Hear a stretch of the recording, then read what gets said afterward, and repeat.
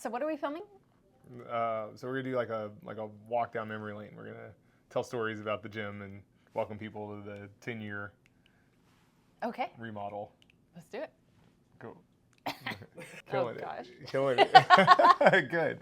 Welcome to Fitness on Fire and our 10-year anniversary. We just did a remodel for Fitness on Fire, and as we tore up the floor and remodeled the gym, I couldn't help but just have a ton of memories of all the ways the gym has evolved and all the stories and the friendships and relationships that have been built here. So feeling a little bit nostalgic today.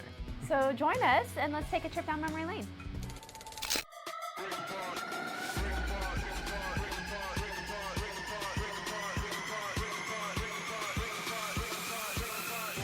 Welcome to Fitness on Fire. So it started with just the one unit. So we had about a 2,000 square foot space that we opened in 2015. And this was actually the original office. There's actually a wall that went here. This was like a door at the fireplace. Do you remember the fireplace? Yeah, it's on the other side now. Yeah, it doesn't work anymore. Oh, it's been 10 years. So after 18 months, the physical therapist on this side of us moved out. So we ended up taking over that spot. And then about a year later, we took over another 2,000 square foot on the third unit, and that's when we ended up ripping up the turf and installing a whole new turf, and that was kind of the big piece of Fitness on Fire in 2018. Yeah, this used to be, we just had a desk and a refrigerator, but this was like the main hub, just this logo. So let's go this way. One of my favorite memories was probably making the pallet walls here. We had like a day where a bunch of the members came. The members have been so awesome, man. Every time we've done like a big project for the gym, we've had like crazy help. People come out to just give to Fitness on Fire. When we remodeled Fitness on Fire, so this was the third expansion when we took over this space was really just about increasing the user interface, that making it better for the members. For the first 4 years, we didn't have showers or locker rooms. So Fitness on Fire was pretty much you just came in, worked out, and left. We didn't have a kitchen for the first 2 years, so that was interesting. So we had like a little nook. Yeah, we just had like a nook that was separated with like some kind of divider. We had our fridge over there, and then we were just taking home our dishes every night. Yeah. This part of Fitness on Fire, this third installment, was really about adding the showers, the locker rooms, and also adding like the washer and dryer. If there's ever a time in Fitness on Fire history where like I honestly wanted to quit, it was taking home the laundry every night. Doing all the towels every night was really rough. Yeah. So. Yeah, we took home the towels, we took home the big water jugs because we had an alkaline machine at home. So we took the 5-gallon water jugs, 2 of them, took them home, filled them up, brought them back. So we just got an alkaline machine here. Yeah, we got a second one here. Well, yeah. You should tell that story when we get there. This hallway is probably one of my favorite hallways. This is like our Hall of Fame, if you will. And so this is where when members have won or been on a podium for something, we've put up like a really cool picture of them. All throughout Fitness on Fire, you'll see pictures of the members. If they ever won hardware of any kind, we celebrate them forever. So it's actually Danny looks like she's 7 here. She's so little. That's super funny. And this is kind of a cool story, but this was my first race back after having our firstborn. So that's Jordan in my arms there. And during the pandemic, I went through Invisalign because I had this really big gap in my teeth. So during the pandemic, I went through the Invisalign with the face mask on.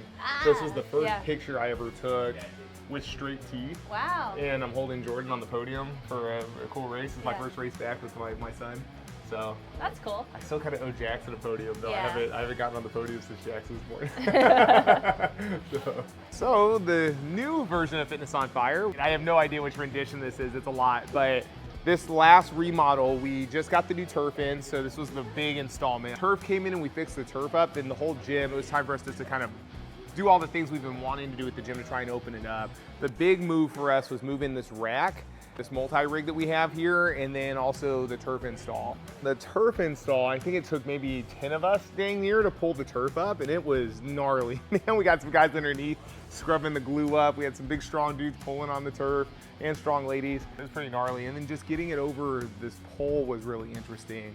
So we had to kind of lean on a forklift. Our neighbors, thank God, had a forklift, so we were kind of stuck, and then trying to figure out how the 3 or 4 of us that were still in the building were going to move the turf, and then our neighbor came over with this forklift. We were able to tie it up and hoist it up. Cutting the slit out and measuring the slit, it took my contractor to help me figure that out, because then we still had to lift the ginormous turf to get it over. Yeah. But honestly, it came out really well, and the turf's beautiful right now, so heck yeah. And the gym is just so much more open, so much like room for activities. So much room for activities.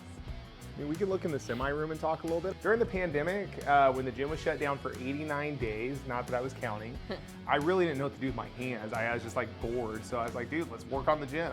That's when I started building all the different racks. I built the gun rack for the barbells and I painted that wall with the F, the FOF logo.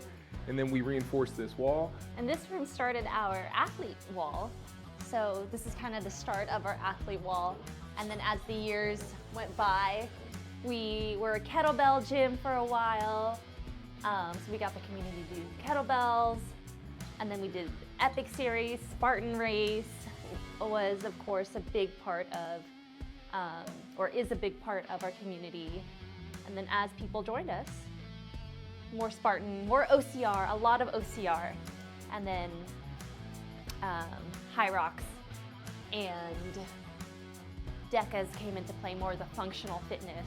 Fitness on Fire is cool, dude. Over the course of 10 years, we've had all these freaking like unicorns of trainers and people come to the facility, right? So Sergey, like this CrossFit specimen of a human, Yeah. right? That eventually ended up going off to the Navy. And then you have like Danny Shree came in here, world record holding power lifter, right? Yeah. Just getting some of these coaches in the gym for a reason or a season, it's been cool. It like uplifts the community's overall consciousness about health and fitness. Yeah. Trying to get them exposed to different art forms of fitness, which is really neat. And then when Hyrox started giving out flags, we thought it'd be cool to start hanging up some of the flags that our members have been winning. It's not just the Hyrox flags either. We have a couple other shout outs to some of the races and things that the members do here, because some of the things aren't really like well known about. So you obviously have Hyrox and DECA and stuff like that. But we've hosted like vet wads here. A little bit of a partnership with Team RWB, which is really cool. Another veteran organization. Tactical Games is a cool one that a couple of our members do, where they, it's kind of like it's like John Wick in CrossFit. Yeah. Kind of thing. Yeah, you're cool. like shooting and like CrossFit lifting and jumping over walls and stuff. We've hosted Murph here for many years. I think that's most of it. Thanks for taking this little trip down memory lane with us.